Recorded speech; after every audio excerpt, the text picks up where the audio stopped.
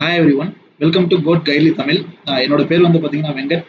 இந்த வீடியோ வந்து ஸ்டார்டிங்லேருந்து எண்டிங் வரைக்கும் பாருங்கள். கண்டிப்பாக அந்த செஷன் வந்து உங்களுக்கு கண்டிப்பாக யூஸ்ஃபுல்லாக இருக்கும். அதுக்கு முன்னாடி என்ன பற்றின ஒரு ஸ்மால் இன்ட்ரோடக்ஷன். நான் வந்து பார்த்தீங்க அப்படின்னா 2022 நடந்த ஐபிபிஎஸ் கிளர்க் கிளியர் பண்ணி ஐஓபியில் வந்து செலக்ட் ஆயிருந்தேன். இது மட்டும் இல்லாமல் எனக்கு இந்த எக்ஸாம் ரிலேட்டடாக 8+ இயர்ஸ் வந்து பார்த்தீங்க அப்படின்னா எக்ஸ்பீரியன்ஸ் இருக்குது. அதாவது வந்து டீச்சிங், கண்டென்ட் ஓரியன்டாக, டீம் ஹேண்டலிங், இந்த மாதிரிலாம் வந்து பார்த்தீங்கன்னா ஒரு 8+ இயர்ஸ் எக்ஸ்பீரியன்ஸ் இருக்குது. நான் கைட்லியில் ரொம்ப டேஸாக ட்ராவல் பண்ணிட்டு இருக்கேன். அது இல்லாமல் என்னோட இந்த கிளியர் பண்ண ஐஓபி கிளியர் பண்ணதுக்கு மெயினான ரீசன் வந்து சொல்ல போனால் கைட்லி தான் மெயினான ரீசனே. இப்போ வந்து நம்ம இந்த வீடியோ எதுக்காக மெயினாக கொண்டு வந்திருக்கோம் அப்படின்னா, இப்போ நமக்கு அப்கமிங்ல வந்து பார்த்தீங்க அப்படின்னா இந்த பேங்க் எக்ஸாம்ல 3 எக்ஸாம்ஸ் வந்து கன்சிக்யூட்டிவா இருக்க போகுது. ஆர்ஆர்பி, ஆர்ஆர்பியில் பிஓ, கிளர்க், அது இல்லாமல் ஐபிபிஎஸ்ல கிளர்க். இது எல்லாமே நமக்கு நோட்டிஃபிகேஷன் ரிலீஸ் ஆனதுனால இந்த எக்ஸாம் நமக்கு கன்ஃபார்மாக நடக்க போகுதுன்னு தெரியும். எப்போ வருதுன்னு நமக்கு தெரியும். ஆகஸ்ட் மந்த்ல எல்லா எக்ஸாமுமே வந்து நடக்க போகுது அப்படின்னு சொல்லி தெரியும். இன்னும் வந்து நமக்கு ஒரு 1 மந்த் கூட இல்லை. ஆகஸ்ட் ஃபர்ஸ்ட் வீக்லேயே வந்து பார்த்தீங்க அப்படின்னா இந்த எக்ஸாம்ஸ் எல்லாமே இருக்கு. இதுல வந்து நிறைய பேருக்கு நிறைய டவுட் இருக்கு. நான் எப்படி சார், நான் வந்து ப்ரிலிம்ஸ் வந்து நான் இதுக்கு முன்னாடி கிளியர் பண்ணதே இல்லை. அப்பீர் ஆனவங்க ஒரு சிலர் அந்த கேட்டகரி இருப்பாங்க. ஒரு சிலர் வந்து நான் நியூவா இப்பதான் சார் அப்பீர் ஆக போறேன் அப்படின்னு சொல்லிட்டு அவங்க ஒரு சில கேட்டகரியா இருப்பாங்க. ஒரு சிலர் வந்து கொஞ்சம் லாங் பீரியடா எக்ஸாம் ப்ரிப்பேர் பண்ணிட்டு இருப்பாங்க. இவங்க எல்லாம் வந்து நிறைய டிஃபிகல்ட்டி ஃபேஸ் பண்ணி வந்திருப்பாங்க. நிறைய டிஃபிகல்ட்டின்னும் போது அதை பத்தி நம்ம பேச வேணாம். இங்க நம்ம இப்ப இந்த எக்ஸாம்ஸ்க்கு எப்படி ப்ரிப்பேர் பண்ணணும், இந்த 2 எக்ஸாமையும், அதாவது இந்த 3 எக்ஸாமையும் எப்படி வந்து பேலன்ஸ் பண்ணணும் அப்படிங்கறத மட்டும் நான் அந்த ஐடியா மட்டும் உங்களுக்கு கொடுக்குறேன். அப்கமிங் என்னோட செஷன்ஸ்ல எல்லாத்த பத்தி நம்ம டிஸ்கஸ் பண்ணிக்கலாம். ஓகேவா? இப்போ வந்து 2 ஐடியா இருக்கும் நமக்கு. ப்ரிலிம்ஸ், மெயின்ஸ் ரெண்டையுமே நான் படிக்கணும் சைமல்டேனியஸா, ஏன்னா எனக்கு டைம் இல்லை அப்படின்ற ஒரு ஐடியா இருக்கு. அதனால என்ன பண்ணுவோம், ப்ரிலிம்ஸுக்கும் ப்ராக்டிஸ் பண்ணுவோம், மெயின்ஸுக்கும் ப்ராக்டிஸ் பண்ணுவோம். 1+1, ஓகேங்களா? இந்த 1 மட்டும் பண்ணாம இந்த 1+1 நம்ம பண்ணிட்டு இருக்கோம். ஆனா என்னோட பாயிண்ட் ஆஃப் வியூல நான் என்ன சொல்றேன் அப்படின்னா, ரெண்டுத்துக்குமே ப்ரிப்பேர் பண்றது கண்டிப்பா பெஸ்ட்னு தான் நான் சொல்லுவேன். ப்ரிலிம்ஸ்க்கு மட்டும் ப்ரிப்பேர் பண்ணிட்டு இருக்க கூடாது. நான் வந்து இப்பதான் சார் ஃபர்ஸ்ட் டைம் வந்திருக்கேன் அப்படின்னாலுமே நீ வந்து என்ன பண்ணணும், கரண்ட் அஃபேர் டெய்லி படிக்கணும். கண்டிப்பா என்ன பண்ணணும், கரண்ட் அஃபேர் அப்படிங்கிறதையாவது டெய்லி படிக்கணும். அது வந்து ரொம்ப ரொம்ப இம்பார்ட்டன்டான ஒரு விஷயம். எக்ஸாம் டைம்ல போயிட்டு நான் கரண்ட் அஃபேர் மட்டும் படிக்கிறேன்னு உட்காந்துன்னு வச்சுக்கோங்களேன், இந்த குவான்ஸ், ரீசனிங் அப்படிங்கிற ஒரு பார்ட்டே மறந்துடுவீங்க. அங்கெல்லாம் வந்து கால்குலேஷன் பார்ட் இருக்கு. அங்க ஸ்பீடு வரல அப்படின்னா அங்க அட்டம்ப்டே கொடுக்க முடியாது. ஒரு 10 தான் போடணும் அப்படின்னு இருக்கும் அந்த கொஸ்டின்ல. ஆனா 10 கூட போட முடியாது, என்னால 5 கூட போட முடியாது சார் அப்படின்னு சொல்லி வந்தவங்க நிறைய பேர் இருக்காங்க.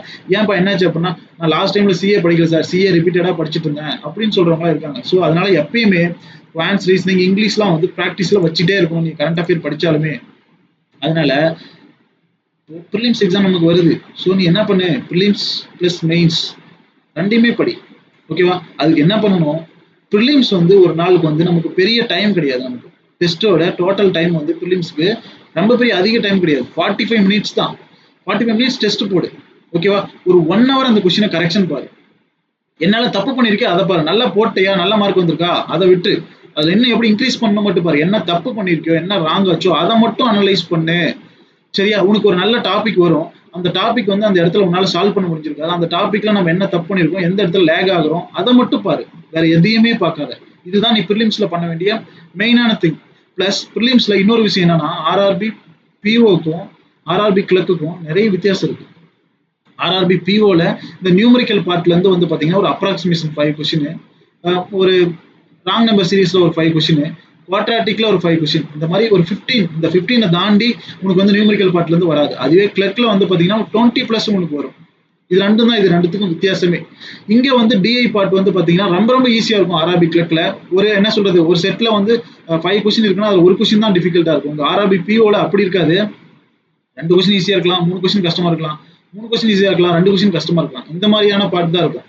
இதுவே பசல்லையும் அதே மாதிரி தான். பசல்ல வந்து இப்பெல்லாம் வந்து பாத்தீங்கன்னா கொஸ்டின்ஸ்ல ட்விஸ்டடா கொடுக்க ஆரம்பிச்சிட்டான். ஸோ அந்த கொஸ்டினை புரிஞ்சு நம்ம படிக்கணும். லைன்ஸ்ல, பசல்ஸ்ல ஒரு சில லைன்ஸ்லாம் வந்து ரொம்ப ட்விஸ்டடா கொடுக்க ஆரம்பிச்சிட்டான். அந்த லைனுமே நம்ம கேர்ஃபுல்லா படிச்சோம்னா பசிலுமே ஈஸியா சால்வ் பண்ணிடலாம். இதுக்கு எல்லாத்துக்குமே மெயினான நீங்க பண்ண வேண்டியது என்னன்னா, ப்ராக்டிஸ் மட்டும் தான் பண்ணணும். அதனால 2 to 3 டெஸ்ட் வந்து டெய்லி ப்ராக்டிஸ் பண்றது தப்பே கிடையாது. இதுல சைமல்டேனியஸா என்ன பண்ணணும்னா 2 ஆர்ஆர்பி டெஸ்ட் போடலாம். பிஓக்கு மட்டுமே கூட போடலாம், கிளர்க்குக்கு மட்டுமே போடலாம். இன்னைக்கு பிஓக்கு மட்டும் போடுறியா, நாளைக்கு கிளர்க்குக்கு மட்டும் போடு. ஏன் நான் அப்படி சொல்றேன் அப்படின்னா, அன்னைக்கே வந்து இன்னொரு கிளர்க் டெஸ்ட் நீ போடணும். என்ன கிளர்க்னா, ஐபிபிஎஸ் கிளர்க்கும் நீ போட்டே இருக்கணும். ஏன்னா, அதுல ஐபிபிஎஸ் கிளர்க்ல இங்கிலீஷ்ன்ற ஒரு பார்ட் இருக்கு. அதுல வந்து நீ வந்து கண்டிப்பா பிராக்டிஸ் பண்ணா மட்டும் தான் இங்கிலீஷ்ல செக்ஷனல் கட் ஆஃப் கிளியர் பண்ண முடியும். இங்கிலீஷ்ல செக்ஷனல் கட் ஆஃப்ங்கிறது இப்போ வந்து பாத்தீங்கன்னா எங்கேயுமே 7 மார்க் கம்மியா பிரிலிம்ஸ்ல வரதில்ல. ஸோ அந்த 7 மார்க் எடுக்கிறதுக்காக நம்ம என்ன பண்ணணும்? கண்டிப்பா ப்ரிப்பேர் பண்ணணும். நிறைய பேர் இங்கிலீஷ்ல ஈஸியா 20 ஸ்கோர் பண்ணிடுறான். அதே நிறைய பேர் என்ன பண்றாங்க அப்படின்னா, இந்த 7 மார்க் ஸ்கோர் பண்றதுக்கே கஷ்டப்படுறான். ஏன் நான் இதை சொல்றேன் அப்படின்னா, இப்போ வந்து ஐபிபிஎஸ் கிளர்க்ல 65 தான் கட் ஆஃப் அப்படின்னு வச்சுக்கோங்களேன். இப்போ என்ன பண்றான்? குவான்ஸ்ல 30 போட்டுறான். ரீசனிங்ல 35 அடிச்சுட்டு வந்துடுறான் ஒரு சிலர். 65 மார்க் இங்கேயே வாங்கிடுறான். ஆனா அந்த இங்கிலீஷ்ல அந்த 7 மார்க் வாங்குறதுக்கு ரொம்ப கஷ்டப்படுறான். 65 ஓவரால் கட் ஆஃப் கிளியர் பண்ணியுமே அந்த இங்கிலீஷ்ல 7 மார்க் வாங்க முடியறது இல்ல. ஸோ அந்த ப்ராக்டிஸ் இங்கிலீஷ்க்கான ப்ராக்டிஸ் கண்டிப்பா நீங்க கொடுக்கணும். ஒரு 10 மார்க் கண்டிப்பா நான் எல்லா எக்ஸாம்லயும் வாங்க முடியும் அப்படின்ற அளவுக்கு உங்களோட ப்ரிப்பரேஷன் வச்சுக்கோங்க. இங்கிலீஷ்க்கு அதுக்கு தகுந்த மாதிரியான ப்ரிப்பரேஷனை உங்களுக்கு பூஸ்ட் பண்ணிக்கோங்க. நிறைய எப்படியான ஷார்ட்கட்ஸ்லாம் கொண்டு வராங்க, இதெல்லாம் நமக்கு படிச்சா போதும் அப்படின்னு இருக்கும். அந்த மாதிரியான விஷயங்கள்ல பார்த்துட்டு ஈஸியா ப்ரிலிம்ஸ்ல இருந்து எப்படி வெளியே வருது அப்படிங்கிறதுக்கான ப்ராக்டிஸை நீங்க பூஸ்ட் அப் பண்ணுங்க. அதே மாதிரி டெய்லி மெயின்ஸ் நீ ஒரு டெஸ்ட் போற இல்லையா, அதே மாதிரி ஒரு செக்ஷனல் டெஸ்ட் போடு. ஒரே ஒரு செக்ஷனல் டெஸ்ட் போடு. இன்னைக்கு வந்து மெயின்ஸ்ல குவான்ஸ் போடு, அதை ஃபுல்லா ரிவ்யூ பண்ணு. நெக்ஸ்ட் டே வந்து பாத்தீங்கன்னா ரீசனிங்ல டெஸ்ட் போடு, அதை ஃபுல்லா ரிவ்யூ பண்ணி அனலைஸ் பண்ணு. டெய்லி சிஏ வந்து படிக்கிறத டச்ல வச்சுக்கோ. டெய்லி சிஏவை டெய்லி படிச்சிரு, ரிவைஸ் பண்ணு. நிறைய சோர்சஸ் இருக்கு, யூடியூப்ல நிறைய சோர்சஸ் இருக்கு, நிறைய சைட்ஸ்ல குவிஸ் இருக்கு. எல்லா இடத்துலயும் இருக்கு. நாம பண்ற தப்பு என்னன்னா, வந்துட்டோம் பாத்துக்கலாம், பிலிம்ஸ் கிளியர் ஆயிட்டும் பாத்துக்கலாம் அப்படிங்கிற இருக்கிறதுல தான் மிகப்பெரிய தப்பு. இந்த மாதிரியான தப்பு பண்ணிட்டு வந்த கேட்டகரி தான் நானுமே. சரியா? சோ இந்த தப்பெல்லாம் கண்டிப்பா பண்ணவே கூடாது. இதுல தான் நம்ம ஓவர் கம் பண்ணி கண்டிப்பா வரணும். என்னோட செஷன்லாம் வந்து இது எதை பேஸ் பண்ணி இருக்க போகுது அப்படின்னா, RRB clerk prelims, RRB clerk mains, IBPS clerk prelims, IBPS clerk mains base பண்ணி தான் உங்களுக்கு வந்து இருக்க போகுது. சரிங்களா? பிஓக்குமே நான் கவர் பண்ண போறேன். எக்ஸாம் ரிலேட்டடா எந்த மாதிரியான கொஸ்டின்ஸ்லாம் வேணுமோ அந்த எல்லா கொஸ்டின்ஸுமே நான் உங்களுக்கு வந்து கொடுக்க போறேன். உங்களை வந்து பூஸ்ட் அப் பண்ணி ப்ரிலிம்ஸ் கிளியர் பண்ணி வச்சுட்டு மெயின்ஸுக்கு கொண்டு போறதா என்னோட மெயின் எய்மே. சரிங்களா? ஸோ என்னோட செஷன்ஸ் வந்து பார்த்தீங்கன்னா, இப்போ நம்ம பேசணும் இல்லையா, இந்த ஸ்ட்ராட்டஜி பேஸ் பண்ணி தான் என்னோட செஷன்ஸ் ஃபுல்லாகவே இருக்க போகுது. இப்போ வந்து பார்த்தீங்கன்னா என்னோட ஸ்கோரை நான் வந்து ஷேர் பண்ணுறேன். இதுதான் வந்து பார்த்தீங்கன்னா என்னுடைய பிலிம் ஸ்கோர் கார்டு. நான் கிளியர் பண்ண பிலிம் ஸ்கோர் கார்டு. சரிங்களா? இதுதான் என்னோட film score card. 78 cut off வச்சிருந்தாங்க, 81.25 வாங்கியிருந்தேன். அந்த பிலிம்ஸ் கிளியர் ஆனப்போ நமக்கு ஒரு டெக்ஸ்ட் வரும் இல்லையா, நம்ம இப்போ ஃபர்ஸ்ட் பார்த்தோன்னே வரும் இல்லையா, அது நெக்ஸ்ட் வந்து பார்த்தீங்கன்னா இது வந்து என்னோட அப்பாயின்மெண்ட் ஆர்டர். ஓகேங்களா? இது இது இதோட சரி நமக்கு இந்த செஷனை முடிச்சுக்கலாம் அப்படின்னு கேட்டால் கண்டிப்பாக கிடையாது. இதில் உங்களுக்கு எல்லாருக்குமே ஒரு விஷயம் என்ன சொல்ல போகிறோம் அப்படின்னா, நான் இதில் வந்து என்னோட மெயின் ஸ்கோர் கார்டு அட்டாச் பண்ணல. ஓகேவா? ஏன்னா என்னோட மெயின் ஸ்கோர் கார்டு எனக்கு வந்து கிடைக்கல, அதனால அட்டாச் பண்ணல. என்னாச்சு அப்படின்னா மிஸ் ஆயிடுச்சு. இதுவுமே நான் வந்து என்னோட ஃப்ரெண்ட்ஸுக்கு நீங்கள் பார்த்தீங்கன்னா தெரியும், ஸ்க்ரீன்ஷாட் தான் நான் உங்களுக்கு ஷேர் பண்ணியிருப்பேன். ஃப்ரெண்ட்ஸுக்கிட்ட நான் ஷேர் பண்ணதான், நம்ம ஒரு எக்ஸாம் முடிச்சுட்டா ஷேர் பண்ணிட்டோம், இந்த மாதிரி கிளியர் பண்ணிட்டோம் அப்படின்னா நம்ம அனுப்ப முடியாது, நமக்கு க்ளோஸாக இருக்க ஃப்ரெண்ட்ஸ் சர்க்கிள் அந்த மாதிரி அவங்க என்ன ஷேர் பண்ணது தான். இந்த எக்ஸாமில் வந்து பார்த்தீங்கன்னா மெயின்ஸில் வந்து பார்த்தீங்கன்னா 40.75 கட் ஆஃப் இருந்தது ஓபிசிக்கு, ஜென்ரலுக்கு வந்து பார்த்தீங்கன்னா 41.88 சம்திங் இருந்தது. இதில் நான் கரெக்டாக வந்து 84.25 தான் வாங்கியிருந்தேன்.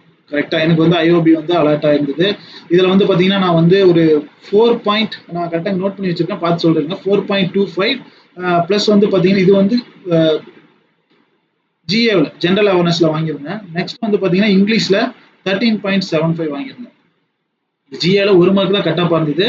இந்த இங்கிலீஷ்ல வந்து பாத்தீங்கன்னா அந்த டைம்ல என்ன கட் ஆஃப் அப்படின்னா 11 இருந்திருக்கு. ரீசனிங்ல வந்து பாத்தீங்க அப்படின்னா 7.25 கட் ஆஃப் இருந்திருக்கு. நான் ஸ்கோர் பண்ணது வந்து பார்த்தீங்கன்னா 28.25 வந்து ஸ்கோர் பண்ணியிருக்கேன்.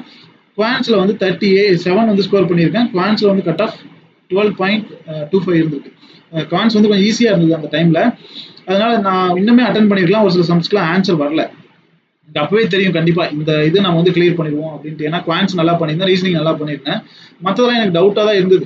ஜிஎல்லாம் ரொம்ப கம்மியாக போட்டுருந்துக்குமே, அது கம்மியானா இந்த இது நான் வந்து 4.25ங்கிறது கம்மி. நான் என்னோட அட்டெம்ப்ட் இங்கே 20+ நான் கொடுத்து வந்தேன். நிறைய எனக்கு கெஸ் எல்லாம் போட்டுட்டு வந்தேன். ஏன்னா நான் வந்து சைமல்டேனியஸாக ஒர்க் பண்ணிட்டு என்னால் பேலன்ஸ் பண்ணி படிக்க முடியாத ஒரு சுச்சுவேஷன் இருந்ததுனால எனக்கு ஜிஏவில் அந்த மார்க் வந்தது.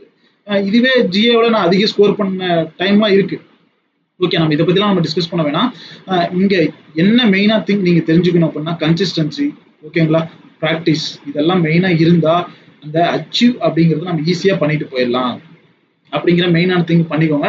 இதுல இன்னொரு விஷயம் நான் லாஸ்டா என்ன சொல்றேன் அப்படின்னா, இந்த கிளர்க் நான் எழுதணும் இல்லையா, அந்த கிளர்க் தான் என்னோட லாஸ்ட் அட்டம்ப்ட்டுமே. நான் வந்து ஒரு பாத்தீங்க அப்படின்னா வச்சுக்கோங்களேன், எக்ஸாம்ஸ் வந்து நான் காலேஜ் முடிச்சு அப்போ அந்த டைம்லேயே வந்தது கிடையாது. ஒர்க் பண்ணிட்டு இருந்தேன். ஒரு 5 இயர்ஸ்க்கு அப்புறம் தான் நான் வந்து இந்த ஃபீல்டுக்குள்ளே வந்தேன். அப்படி ப்ரிப்பேர் பண்ணும்போது நிறைய ஸ்ட்ரகிள்ஸ் ஃபேஸ் பண்ணியிருக்கேன். எக்ஸாம்ஸ்னு இல்லாம ஃபேமிலி சுச்சுவேஷனா இருக்கட்டும், ஹெல்த் இஷ்யூவா இருக்கட்டும், நிறைய ஃபேஸ் பண்ணி இந்த டார்கெட் அடையிறதுக்கு எனக்கு அவ்வளோ டேஸ் ஆச்சு. ஆனா கண்டிப்பா அவ்வளோ டேஸ் வேணுமானா கண்டிப்பா தேவையே கிடையாது. நம்ம கரெக்டான ஒரு கிளியர் கட்டான ஸ்ட்ராட்டஜியை ஃபாலோ பண்ணி, கரெக்டான சோர்சஸை ஃபாலோ பண்ணி, கரெக்டா ப்ராக்டிஸ் பண்ணி, கரெக்டா கன்சிஸ்டன்சியா இருந்து எக்ஸாம் டைம்ல எக்ஸாம் மட்டுமே ஃபோக்கஸ் பண்ணி பண்ணோம்னா இது எல்லாமே ஈஸியா நம்ம வந்து அச்சீவ் பண்ணிட்டு போகலாம். ஓகேங்களா? ஸோ நான் என்ன எல்லாருக்கும் சொல்றேன் அப்படின்னா கன்சிஸ்டன்சி மெயினா ஃபாலோ பண்ணுங்க. நிறைய செஷன்ஸ் வந்து கொண்டு வர போறோம். அந்த செஷன்ஸ் எல்லாம் ஃபாலோ பண்ணுங்க. ப்ராக்டிஸ் பண்றதுக்கு பெஸ்டான சோர்சஸ்லாம் என்ன அப்படின்ட்டு அப்கமிங் வீடியோஸ்லாம் நான் உங்களுக்கு ஷேர் பண்றேன். ஓகேங்களா? Thank you all.